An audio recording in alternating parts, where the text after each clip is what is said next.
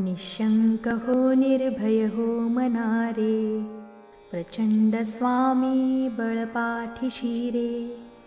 अतर्क्य अवधूत हे स्मरणगामी, अशक्य ही शक्य करतील स्वामी। जिथे स्वामी पाय तिथे न्यून काय, स्वये भक्त प्रारब्ध घडवी ही माय। आज्ञे विना काळही नाने त्याला, परलोकीही ना भीती तयाला।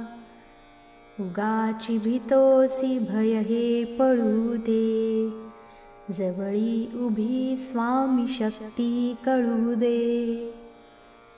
जगी जन्म मृत्यू असे खेळ ज्यांचा, नको घाबरू तू असे बाळ त्यांचा।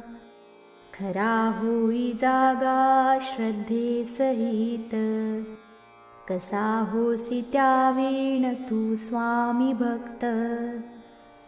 कितींदा दिला बोल त्यांनीच हात, नको डगमगू स्वामी देतील हात।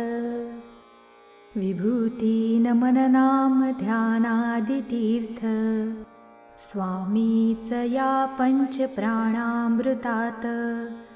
हे तीर्थ घे आठवी रे प्रचिती, न सोडित या जया स्वामी घेई हाती।